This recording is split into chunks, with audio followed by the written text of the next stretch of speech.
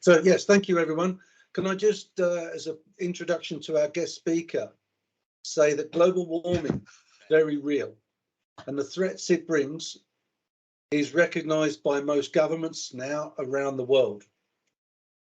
These governments and leaders have and are responding with new policies, regulations and legislations. Here in the UK, these would include the industrial decarbonisation strategy. There is the Green Claims Code. There is carbon net zero journey. There is packaging tax, extended producer responsibility, and also a deposit return scheme. Sustainability is changing the face of business from source to grave. It will impact directly and indirectly marketing, packaging design, originations, quality, technical, finance, operations, manufacturing, buyers, supply chains and logistics. At the core of reducing the sustainability impacts is the ability to what we currently do. Peter Drucker is often credited with saying, you can't improve what you don't measure. To do this effectively and as accurately as possible, companies are turning to tools such as LCA, life cycle analysis, and carbon footprinting. These tools and studies are at the core of the measurement and reporting of impacts, especially for physical manufactured products and packaging. I am delighted to introduce you to our guest speaker, Dr. Leigh Holloway. Leigh has over 25 years experience in the field of LCA, sustainable product design and the circular economy. He has worked in academia, business support and commercial consultancy across many different industry sectors, including packaging, FMCG, food and drink and ICT, delivering carbon footprint studies, sustainable design projects and developing bespoke calculation tools. Leigh has a degree in mechanical engineering and a PhD in eco design. He is a fellow of the Institute of Materials, Minerals and Mining and an associate member of the Food Service Packaging Association. Leigh, over to you. Thank you very much, Ian. Not Ian, Tim. You're Tim. Ian's the other. Sorry, apologies. Apologies that I haven't got my camera on. I've not got a great setup here today. I'm not being shy or anything like that. I think it's, and you'll be interested in the slides, I think, rather than me. So what I'm going to do to start this off is I'm going to share my screen, and then I just want everybody to confirm that you can see everything okay. So let me just check, I can confirm, Leigh, it's come through on my screen. So you can see, hopefully now that's the full screen. Yeah, you're getting some thumbs up along the way now. Okay, excellent. Right, well, let's presume everybody can see that okay. Thank you for the introduction, Tim. As Tim says, I'll talk very quickly in a moment about what Eco3 do, just as a bit of an introduction. But what we're going to look at today is the practical steps within an LCA and the things that you have to do as an organisation to be able to do these studies. So it's looking at issues like what do you include, what do you leave out, where do you get your data from, all the day-to-day practical things of actually undertaking one of these studies. I know we've had talks in the past from IOM3 and Packaging Society about life cycle assessment and what it is and how you can use it, maybe what you can use it for. This is very much more well, how do I do it then if I want to do one? We'll look at the practical steps. We'll look at maybe some of the reasons as to why you might want to do one. But equally, actually, some of the reasons that you might not want to do one. Maybe an LCA isn't for you. Maybe a carbon footprint is a better idea. So we'll kind of cover these.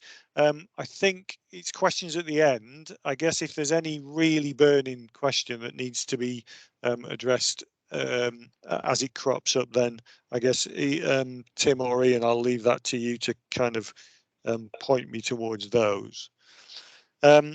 Just very quickly, I mean, Tim's given an introduction. Eco3, small specialist consultancy working in the area of circular economy, resource efficiency, eco design. Very much we focused on product and packaging type studies. So not particularly organizational carbon footprinting, although we do get involved in that. More artifact footprinting, really. So specializing in products and packaging, physical things, systems, to try and work out the environmental impact of those, for a number of reasons, which we'll come on to in a moment. And we've worked across all sorts of sectors. Now, interestingly, packaging is probably the first sector I worked in many years ago, probably 25, 30 years ago now. Worked in all different sectors, but there's always been a theme that packaging there's always been a lot of interest in the environmental impact of packaging, and latterly the carbon footprint of packaging.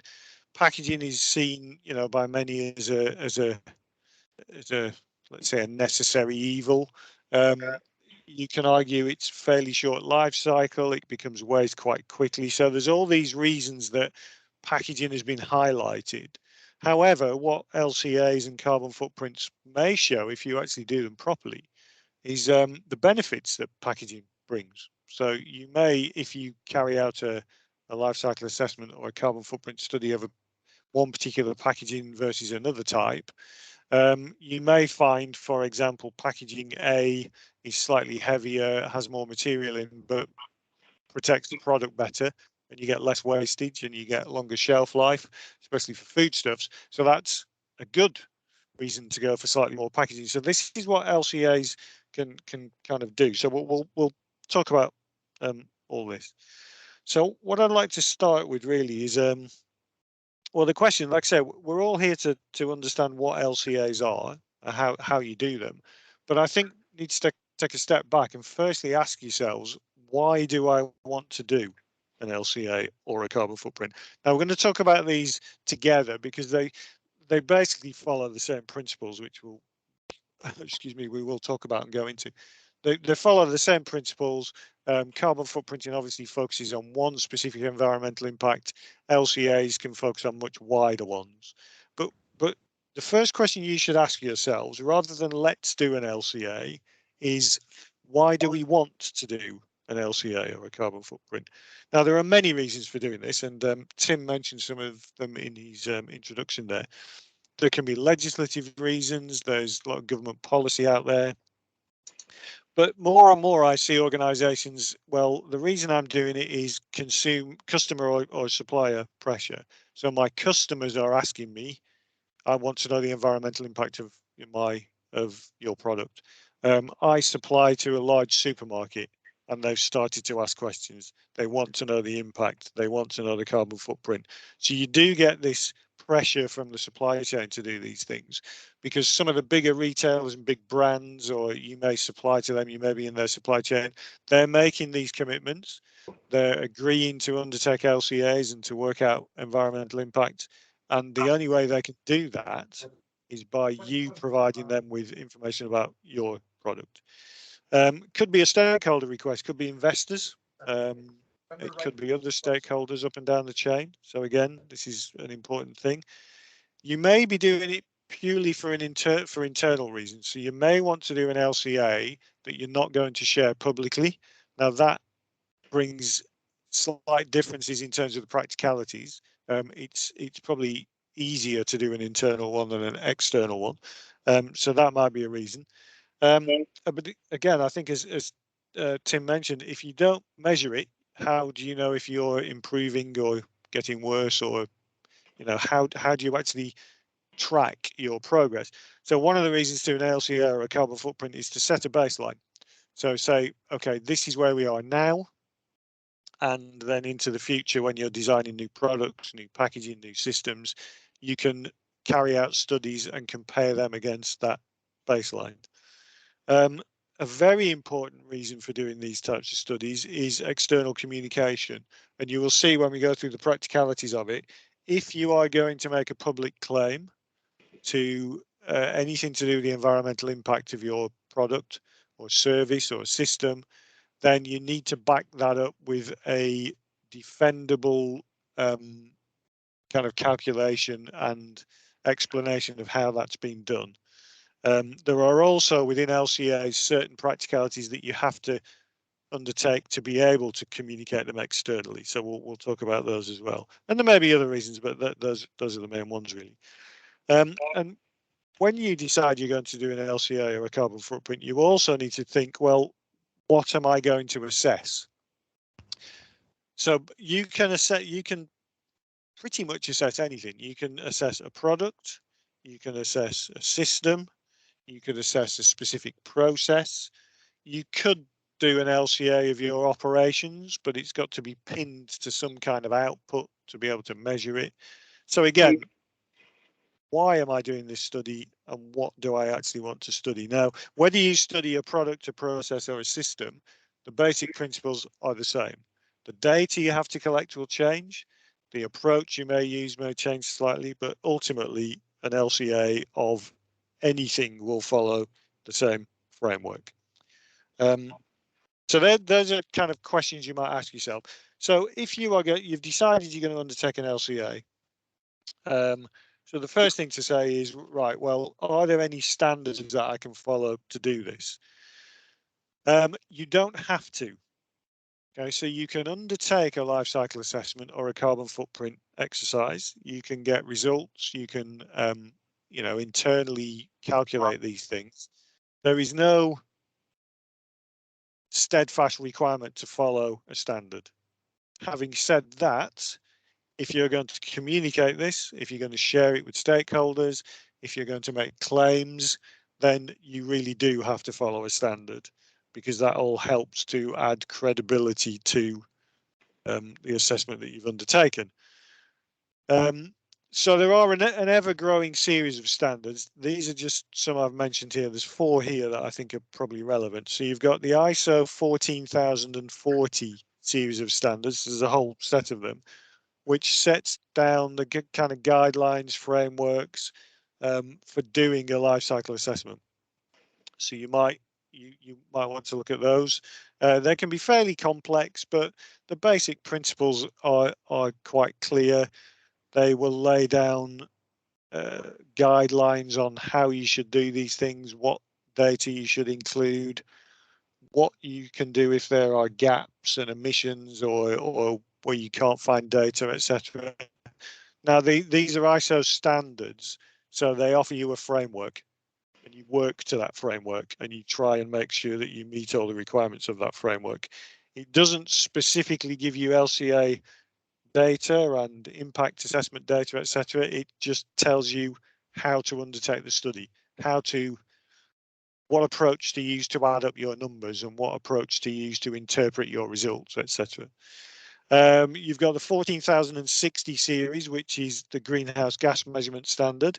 So again, similar in principle, but only looks at greenhouse gas and global warming potential, therefore carbon footprint. Got to remember that an LCA is much wider. An LCA can measure any number of environmental impacts. There's a study called the PAS 2050 standard, which is a specific standard for carrying out a product carbon footprint. And again, it gives guidance, it tells you how to do these things. It doesn't set hard and fast rules, so you can interpret within these standards, all of these standards.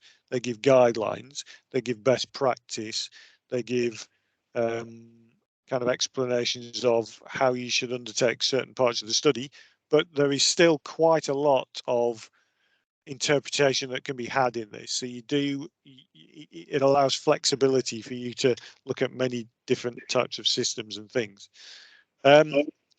You've also got more and more becoming more and more popular, and one of the main thrusts now for life cycle assessments and the reasons why people are doing them is the product environmental footprint. So again, there's a lot of stakeholder pressure. There's kind of increasing legislative pressure to produce product environmental footprints. Now, there is a specific methodology for this developed through a project with the European Commission, and it's very, very prescriptive as to what impacts you measure and how you present them. And all product environmental footprints now should really be following that methodology if they're going to be published. And you are getting companies more and more now publishing these product environmental footprints. Now they include carbon, so you do get a carbon footprint, but they include, I think it's 12 or 13 different impacts that cover all sorts of things like human toxicity, ozone depletion, water depletion. So this is quite a specific methodology. It has similarities with the ISO 14000 and the 1440 and 14060, but it is its own methodology. And again, that's something you really should go to look at. Now, having said all this and said there's lots of different standards, and if you're going to do one, you might want to look at a standard, there is nothing to stop you undertaking an assessment that follows the principles of these standards, follows the principles of carbon footprint, but doesn't meet every single part of that standard. And there are reasons to do this. They can be quicker, they can be a little easier, sometimes cheaper to do, and you can get fairly important and accurate results from them. And these studies are what tend to be called abridged studies. These can be quicker, easier, they're very good for internal use. But if you are going to publicly make claims and publish and communicate with external stakeholders, you really do need to be looking at a standard. Okay, so I'll go to the next. I'll just keep checking you can hear me as we go through this. Apologies. So what I then went on to say was, once you've decided to do an LCA, you've got to define exactly what the aim of it is and what you're going to cover. So what is the goal of your particular LCA? And your goal may be to work out the environmental impacts of a specific product. It could be to work out the environmental impacts of a system that you operate. So you could be looking at just energy use, waste generation within your factory. Again, you can do an LCA on anything. You don't have to do a total end-to-end cradle to grave. That's the traditional approach. But within the standards, you can quite legitimately say, I am doing an LCA or a carbon footprint of this particular system, and I'm only covering this part of the system. I'm only covering so rather than cradle to grave, so materials, processing, transportation, use, and final disposal, you might do a cradle to gate, which is raw materials processing and getting the product to the point where it leaves your facility and goes to a customer. Perfectly legitimate. You may do something like a gate-to-gate study, which is purely looking at the operations you undertake. So you might say, we're not going to look at the impact of the materials that we bring in. We're purely going to look at the impact of our processes, the energy we use, the waste we generate. Again, legitimate to do that, but you have to then make it very clear that that's what your study covers, because the results have got to be seen in context. And in terms of carbon footprinting, what you might want to do is what's called a scope 1, scope 2, or scope 3 carbon footprint. Most companies can do a scope 1 and 2 quite easily, because that is very much things you directly control. Energy use, purchase electricity, gas, vehicles that you own, etc., fuel that you purchase. That's quite simple. Scope 3 carbon footprints are much more complex, because scope 3 starts to look into materials you buy in, services you buy in, the products you produce and sell and the impact that they have, all the waste you produce. So again, you have to define your goal and your scope and say, this is what I'm going to look at and this is what I'm going to cover. And the easiest way of doing that practically is to map it out on a flowchart. So you draw a flowchart of your activities, and then you ring fence the bits you want to look at. So you can, again, you can show it all in context. Here's the total life cycle, but I'm only looking at stages A, B, and C. A totally legitimate thing to do, so long as it's documented and explained. So once you've decided what you want to do and what you're going to cover, so your goal and your scope, you then, one of the most important things about carrying out an LCA is what's called the functional unit. Now, the functional unit is the way that you describe the performance or the output that that product or system fulfills. The easiest way to explain this is example, really. So it can be input related or it could be output related. So it could be impacts relating to the input of a certain number of materials into a system, but more likely and the much more common one is an output related functional unit. And there's just some examples here. So your functional unit might be a life cycle assessment of the packaging required to package 1 litre of liquid. So if you're a soft drinks manufacturer and you make fizzy drinks, you might look at the packaging required for a 1 litre bottle, and that will be the bottle and the cap and the label. And then it would be the secondary packaging, such as the cardboard boxes and the shrink wrap and all those different things. So that's something you need to kind of look at. It could be a kind of a product stroke system based approach. So for example, an LCA, my functional unit, might be the paint required to cover a unit surface, let's say 10 meters squared, and for 10 years. So for example, with this type of functional unit, you might say, well, I know my paint will cover 10 square meters, but it only lasts for 5 years. And my measure is 10 years. So you would have to use twice the amount of paint, if that makes sense. You'd use 2 life cycles of it. And again, that's a legitimate thing to do. So some in some systems, you might say, right, well, it's the provision of a service for 20 years. And during that 20 years, you may use a number of materials and items, and things might get replaced, and you just include all those when you're considering your functional unit. It could be something as simple as a kilogram output of a foodstuff. So it could be a kilogram output of cereal, or a kilogram output of, as I say, fizzy drinks, or freeze-dried coffee, or whatever that is. But you can also do LCAs on what seemingly sounds simpler, but many times aren't. The provision of something like a kilowatt of electricity. So these have been done. For example, DEFRA published figures on the carbon footprint per kilowatt hour of electricity, grid electricity in the UK, and all that is based on an LCA approach. And so all these have been done. The other thing to think about with functional units is, if you are with an LCA going to publish and compare, you need to look at what others in your sector have done. There's no point using a strange functional unit that means something to you, but it doesn't mean things to the customer, or doesn't mean things to other LCAs that have been published using different functional units, because you then can't compare. So again, I mean, there's a theme is forming here. There is nothing to tell you in the frameworks what your functional unit should be.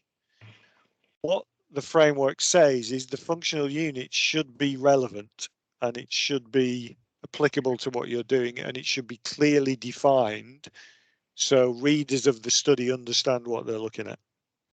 Okay, so again, you need to think about that, make sure it's relevant to your organization, and actually means something to you and your stakeholders. So we've set our goal and scope. I've decided exactly what my functional unit is. My next step with an LCA or a carbon footprint is some form of inventory analysis. And this is, in very simple terms, an inputs and outputs diagram, measure, table, whatever you want to do. So you need to cover all the inputs from your defined scope. And again, this flow diagram you've hopefully created, use that to guide you for products. So if you're doing an inventory analysis of a product, what you're going to have to know is bills of materials. You're going to have to know types of materials, weights of materials, where those materials come from. That they could come from Southeast Asia, they could come from Leicestershire, they could come from the United States, but also how they travel to you. So how are they transported? You need to know, are they air freighted? Are they road freighted? Now, some of this might be quite difficult, because you say, well, I buy from a stockholder locally. So you then might have to talk to that stockholder and say, right, where do you get your materials from? How do they travel to you, etc. So you might have to start going slightly kind of up your supply chain. Processes, so if you undertake a process, say you bring in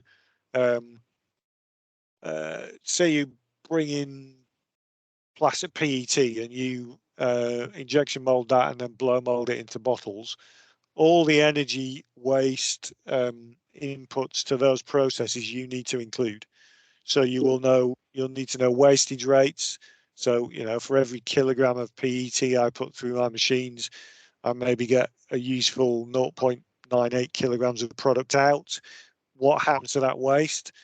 Well, that waste, either if it's regrind and goes straight back in, then you can kind of account for it quite simply, or if it has to go off and be recycled, then you need to know where it goes, etc. So this is where it can get quite complicated.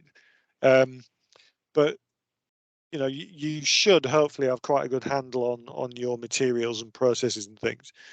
For systems, it's the same thing, but you're looking at inputs. So those inputs might be materials, but they could be energy or utilities, and then whatever your measurable output is for that system.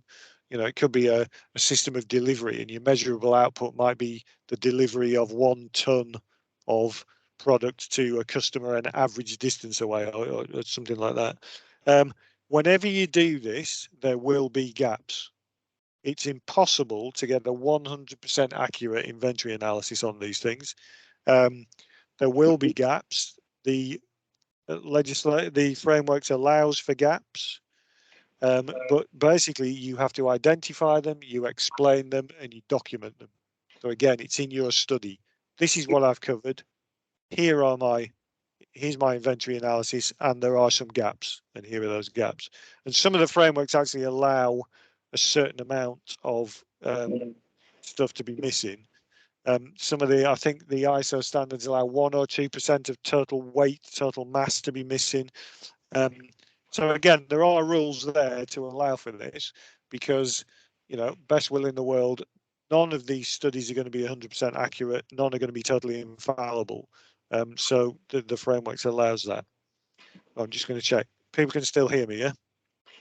I can, thank you, Leigh. Yeah. Okay. Sorry, I don't want to carry on like I was oblivious last time. I'm kind of conscious of time now, so we'll kind of try and move on a little bit. So you've got all your information now. You've described your product or your system in terms of, let's talk about a product. So I take this many kilograms of material, I injection mold it, I fill it, I then put it into a cardboard box, I put so many of those boxes on a pallet, I shrink wrap that pallet, etc., etc. What I now need to do is somehow work out, because this is the whole point of the study, the environmental impact of doing each of those things. So again, this is a real crux. So I say to you, you say, right, I use PET plastic. What's the environmental impact of PET plastic? Well, to many people, that question is kind of a very open question. How long is a piece of string, etc. So what you have to do for LCA studies is you use data sources. And there are a number of data sources out there. If you look at commodity products, so if we take a commodity polymer like PET, there are lots of data sets out there that will tell you the environmental impacts of a kilogram of PET, be that carbon footprint, as I say, human toxicity, water resource depletion, all these different things. That is what you would call secondary data. If you were doing that, you would say, right, I use PET, and I'm going to use this database because it tells me that the impact of PET is 2.5 kilograms of CO2 per kilogram, for example. That's secondary data because it's not the specific PET you use, but it's a commodity product, so you get a good enough answer. Primary data is where you would actually go and physically study the exact material or the exact process or the exact system that you are using. Practically, most organizations can't do that. It's too complicated, it's too expensive, and it takes far too long. So most organizations will use secondary data. So you will get data sets that say, the impact of different plastics, data sets that will give you the impact of cardboard and paper, data sets that will give you the impact of fuel use, energy use, etc. So you're not expected, this can be one of the big cruxes of all this is, well, where do I find my environmental impact data? How do I know the impact of these things? So I've listed some databases there. EcoInvent is a very big one, internationally used. Gabi is another one. You've got IDMatch, you've got ELCD databases. A lot of these, unfortunately, in recent years have become commercial, very commercial, because there is now a value in this information. There was a time when you could get this stuff for free. That isn't really happening anymore. Having said that, the Plastics Europe one and the FEFCO ones that I've identified there are freely available, so you can get pretty accurate environmental impact data on plastics and cardboards. And this is what's called LCIA data. So they're the different impacts. And again, just on a practical basis, there are different ways of working out the impact. So, for example, within the EcoInvent database, if I go to look at PET plastic, I can get a carbon footprint figure, for example, using the EF version 3 model. I can get a carbon footprint using the CML model. I can get a carbon footprint using the Recipe 2016 model. They're all very, very slightly different, but pretty much in the same ballpark. So what you can get tied up in here is the minutiae of the detail, etc. On a practical basis, you just want to go to whatever data sets you can access and use those figures. DEFRA have some very basic figures for plastics and paper and metals and things, but there are other databases out there. Greenhouse gas impact data, again, is a subset of LCIA data. It just looks at carbon and global warming potential. DEFRA do some good data for company reporting. There's also, if you need data for transport, one of the ones that's becoming a kind of an industry standard now is what's known as the GLEC framework, which is the smart freight hub or smart freight. If you search GLEC framework, there's a lot of free information about the impact of transportation. And again, when you're doing an LCA, basically you decide where you're going to get your data from, you decide which figures you're going to use, and you document that in your study. So this is what we've used, these are the figures we've used. So again, no hard and fast rules, but reputable data sources, relevant data sources, defendable data sources. So it's becoming a bit of a theme. So how do you add up all these numbers? How do you do all this stuff? Because it's, you know, it's quite a difficult thing to do. Well, you'll be happy to hear, perhaps, that there are a number of tools available out there. So you're not expected to kind of start from total and utter scratch and not know what to do and how to do this. So there are increasing number of LCA and carbon footprint tools available. Some tools have the data in them, so you can literally use the tool and pick a material and say, right, I want some PET, I want some cardboard, I want some transportation. Others are purely frameworks to add numbers up, and you need to put that data into them by importing data sets in. There's online and downloadable tools, there are standalone tools, there's all sorts available. Some of the ones, I mean, OpenLCA is one that was developed by the European Union. It's a free tool. However, it doesn't have any free data in it, which kind of makes it a bit difficult to use. So but there are some free data sets that you can get to put into there, and that will allow you to do LCAs. I think it's been mentioned before, we've got tools like Benchmarks, carbon footprinting tool, I guess, they use with their clients. Cyma Pro is one of the most famous ones, which is again, but it's a fairly expensive one. One-click LCA, the Carbon Trust have stuff. DEFRA have tables and simple tools you can use. Having said all this, do not discount actually using spreadsheets. If you're looking at bills of materials and adding things up and adding numbers up and creating flow diagrams and things, spreadsheets can be a perfectly legitimate way of adding up carbon numbers or life cycle assessment numbers. So again, we don't really have time today to go into any great detail, but have a look out there. There are a lot of tools becoming available. So once you've actually gone through the process of deciding what you're going to look at, collecting all the data, running the numbers, spitting out the results, well, the question is, what do I do with my results and how do I present them to people? Many LCAs and carbon footprint studies are comparisons. Because if I come to you and say, the carbon footprint of my fizzy drinks bottle is 35 grams of CO2, what does that mean? Is 35 grams good? Is it bad? What does 35 grams of CO2 look like? I mean, well, it doesn't look like anything because it's invisible. So it's a kind of it's a difficult thing to picture. But saying, well, here's my old fizzy drinks bottle, and that was 45 grams of CO2, and here's my new redesigned one that's lighter weight and uses recycled material, and that's 30 grams of CO2, then that becomes a much more meaningful message to your stakeholders or your customers. So again, it needs to be per functional unit, which we discussed earlier. You might want to do a comparison, but again, it needs to be clear and relevant. The results you present and the way you present them have to be understandable by your audience. LCAs can cover all sorts of impacts, and I'll just as a quick example. So, for example, this one here on the top right is an LCA tool output.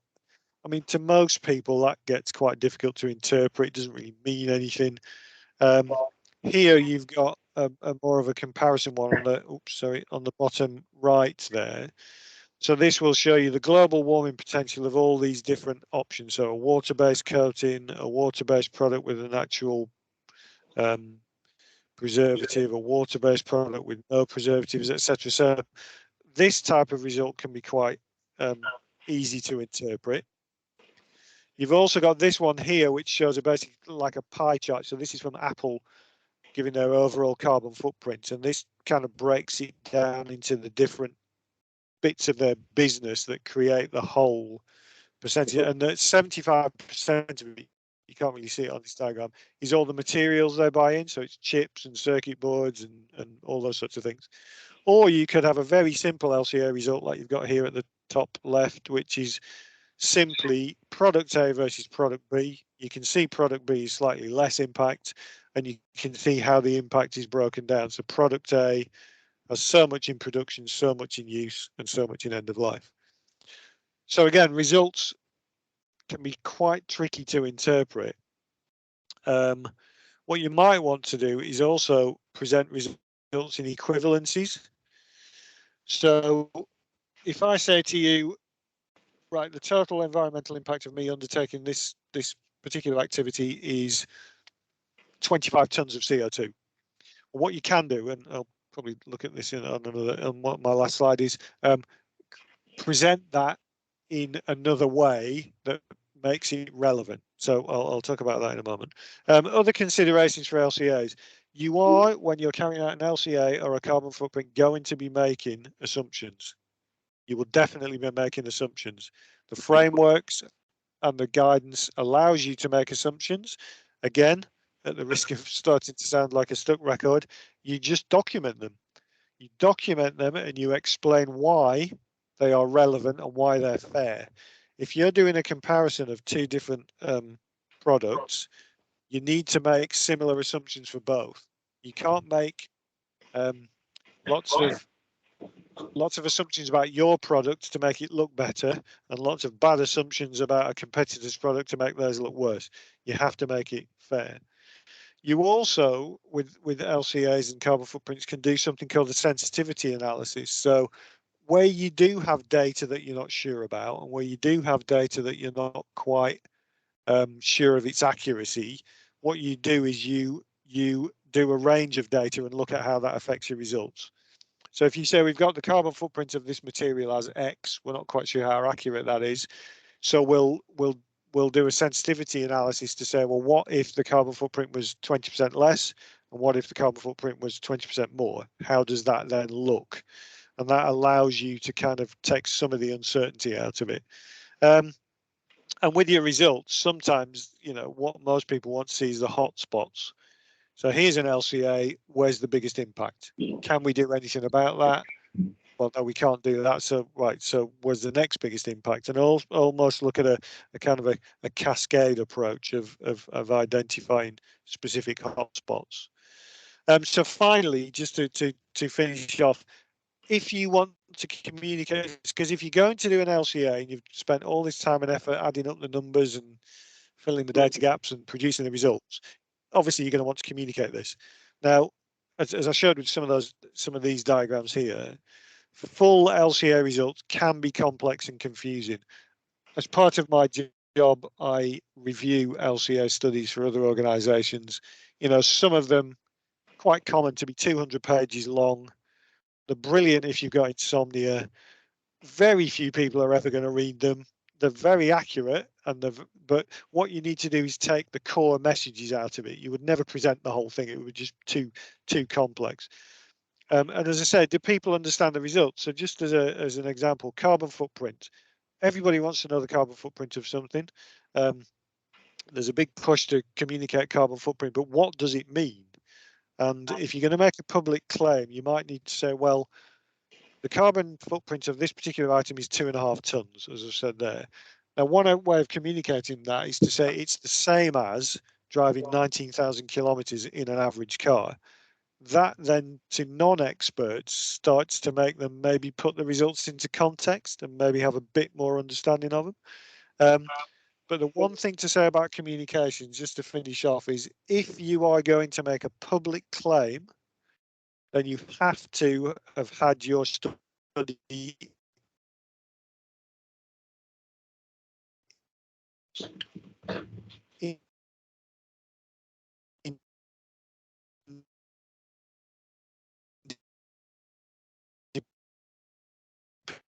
independently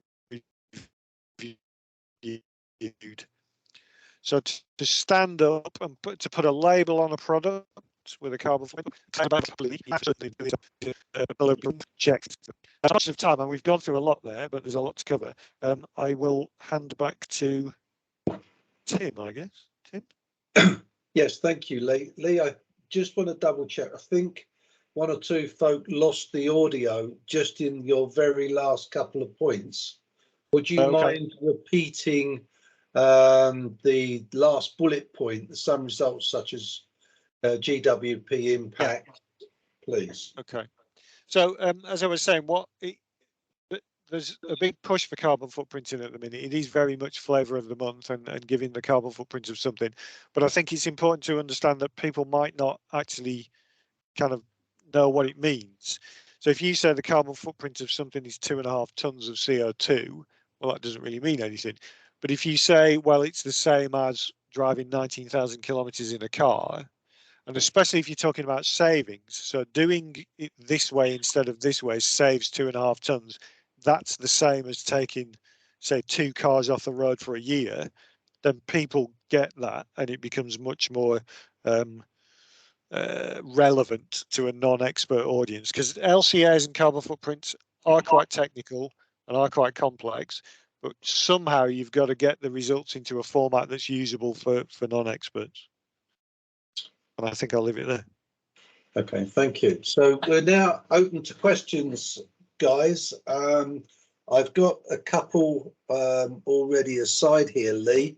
First of all, there's the question mark in the industrial decarbonisation strategy for packaging. It talks about the importance of granularity, accuracy, and transparency of the data. And in your presentation, you've mentioned that perhaps for internal, you can be more loose in terms of your assessment. Can you just clarify that, please? Yeah, it comes down to the principle of, if you are going to make that public claim, then you need to be more you kind of have to be able to defend it. Now, as I've said, as you said, granularity and accuracy is really important. However, practically, let's be honest about this, you're never going to get 100% granularity. You're never going to get 100% accuracy. Even the incredibly complex LCA studies that I review, that I mentioned earlier, have a lot of assumptions and gaps and data gaps in them. That is the state of the science as we sit here today. And I think we just need to be realistic. So it's absolutely something we should aim for, and we should be as accurate as we can. But as I said, a lot of the time you are down to what databases are available, and you need to look for the kind of accepted the databases that are considered to be the industry standard. But in terms of accuracy, you just need to make sure, as you say, you need to make sure you're including everything that's relevant, and that's a decision you need to make. Okay, thank you for that.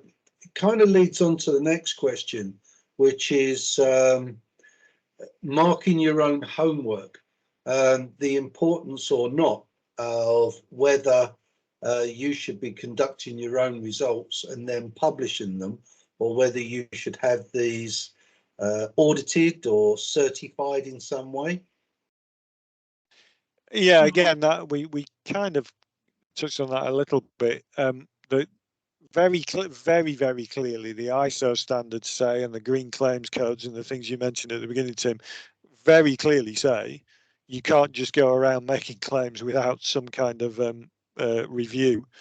One of the issues is, I guess, reviews add time, they add cost, they add complexity.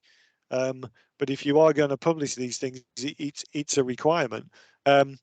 Internally, you can do all sorts of studies to give yourself benchmarks and ideas and things. And to be honest, you shouldn't really be any less accurate internally. If you're going to do the study, you should do it correctly. It's just that extra stage that's required to make sure that an independent person or people look at it and will say, yes, those assumptions are okay. Yes, those data sets are fine. Yes, those gaps, we understand why those gaps are there, and we understand why you can't plug them, and just make sure this is all communicated in the results. Okay. Another question for you regarding Eco3. Yes. This would appear to be good for materials themselves, like flexible film or papers. Yeah. However, when it comes to subsequent processes, I think they mean like print, laminate, slip for flexibles, that kind of thing. There seems to be very little, if any, data. Yeah, I think, I don't want to sound too negative about this, but I think to a degree, with the current focus on LCA and product environmental footprint, etc., I think the expectations are running slightly ahead of the practicalities and the science of this. I think there's a lot of very bold claims made about carrying out big LCAs and assessing all our products, when really I would question whether it's actually achievable at this time. Eco3 does have some, I mean, there are some kind of basic type of principles in there. There's lamination of polymers. There's, I think there's quite a lot in cardboard with certain types of printing. But a lot of the time we get this, you kind of hit an issue with processing, and what you then have to do is start actually talking to the people that undertake the process. So if it's a printing process or a cutting process, you might talk to the organization or look at your own machines and say, right, what's our throughput? So how many kilograms of card do we put through an hour, and how much energy does it use in that hour? And you just have to start building blocks like that. If it's purely energy use, that's quite easy to measure. But if you're then into also adding in material use like inks, adhesives, etc., then again, you've got to be able to find the data for those, which may or may not be an Eco3. An Eco3, as good as it is, doesn't have everything in it. Nothing has everything in it. Okay, I've got a follow-up question on this from Andrew. Can you recommend a database for paperboard materials? I have tried IDEMAT, but found it was lacking in this area? It's a difficult one. I know FEFCO publish for certain types of board, but I think it's fairly, it's kind of corrugates and things like that. I know Eco-Invent does have some quite specific stuff in there for craft papers, virgin and recycled ones, certain folding box boards and SBS and all those sorts of things. So there are some. Again, it's really difficult. I mean, the practicalities of this are that a lot of the data isn't really readily available. But again, I mean, it's something I could have a look into. So we can take some of these questions kind of offline and look into them in a bit more detail. Actually, okay. help. Leigh, I'm mindful of the time, so this is going to be the last question for you. Do you know of any databases for decoration print techniques? I've tried to get some information on glass decoration to make informed decisions on what to proceed with, but even big names like Brick Glass could not help with suggestions or pointers. Yeah, I did some work many years ago and then kind of reprised it over the last couple of years with one of the world's biggest drinks manufacturers, kind of alcoholic beverages, very big organization. And we had exactly the same discussions. You know, they use all sorts of quite complex and fancy acid etching and glass printing, you know, all sorts of different things and decorations. And again, I don't want to kind of sound too negative about this, but that information is just not there. And what hopefully will happen, you know, over the coming years, is that it will start to come out, because there's more people do LCAs. Because what you actually need is somebody to do an LCA of that process, and then you will know what it is. And this is hopefully what's going to happen. There will become a snowball and a critical mass type effect, and you get a knock on. But at the moment, again, I can have a look. I can see if we can come up with anything. But I think the person that's asked the question is right in that it's difficult to get that data at the moment. Okay, look, because of the time, Leigh, I'm going to stop you there. I'd like to thank you clearly for a very insightful presentation, to everyone who's attended this webinar, and to the Midlands Packaging Society for hosting the event. Just a reminder, there is a recording here, so this will be shared. For those of you who are not members of the IOM3 or looking to become engaged with our Regional Packaging Society network, please look out for an email, as it will contain the links to the webinar and further details of how else you can get involved. Finally, I'd say thank you again to everyone. If there's anything else we can help you with, if there's a webinar you would like to see from the Midlands Packaging Society, then do let us know and we will endeavour to meet your requirement. And on that, I'd like to say thank you very much and bring this webinar to a close. Okay, thank you, everyone. Thank you very much. Bye-bye. Thank you very much.